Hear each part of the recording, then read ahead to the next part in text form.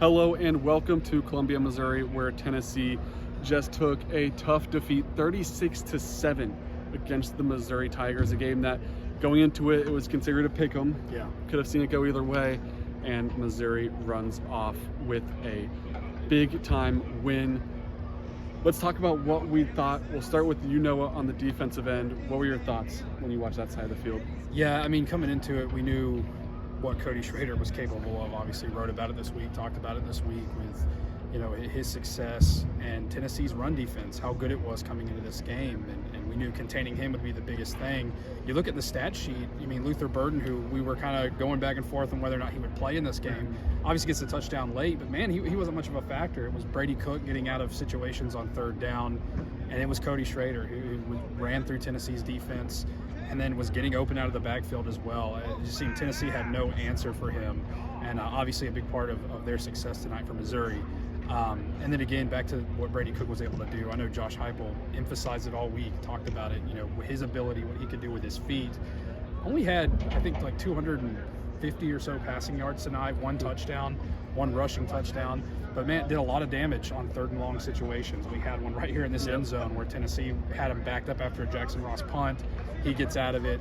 I don't think they score on that drive, but it really summed up the night for Tennessee, how Missouri was able to extend a lot of drives, and Tennessee's defense just could not get off the field. Man, there was a few of those plays when Tennessee felt like they were still in this game. Even if they were down 2 possessions, you look at the time on the clock and you say, we got to stop here on third down. Yeah.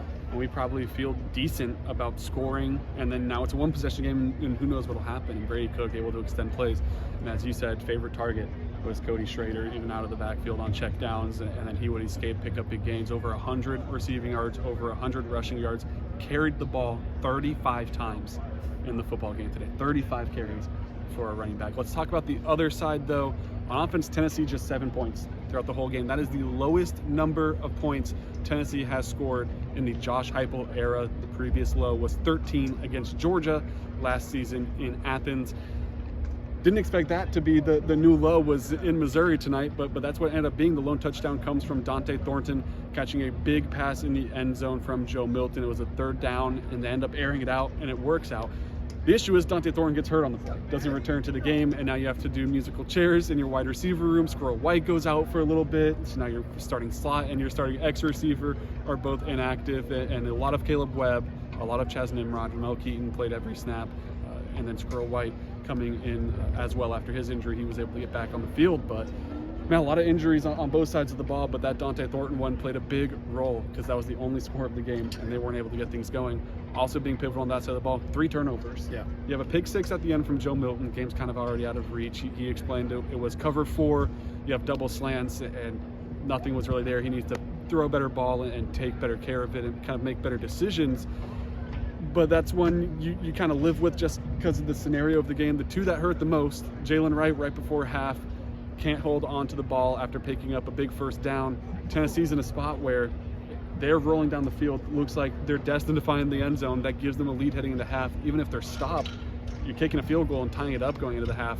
Instead, Jalen Wright fumbles his first fumble of the season. Missouri goes 3 plays down the field and kicks a field goal to take a 6-point lead into the half. The other one, another situation where we were talking about 2-possession game, and you feel pretty good if you can score a touchdown here. Joe Milton drops or goes to pass out of an RPO, and his hand hits the running back. I believe it was Dylan Sampson, and it forces the ball loose. He kind of flings it forward 5 yards, but it was out. It was a fumble.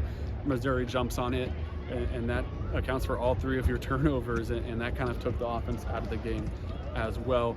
A bright spot, though, because offense and defense weren't bright spots at all. Jackson Ross, the punter, against Virginia to open the year, really rough start, even a little shaky against Austin Peay. Josh Heupel, after both of those games, was very confident in Jackson Ross's ability to rebound, and he has been proven right by Jackson Ross, because a phenomenal game from him. 3 inside the 20, 2 over 50 yards on 6 punts today, an average near 50 yards. He was phenomenal, had one of them down at like the 1-yard line. It was a great day for Jackson Ross. Of course, you don't want to punt the ball 6 times in a football game, but if you're going to have to, it's good to have Jackson Ross playing like he is. So if you want to take a positive out of tonight, there it is, because there's not much else.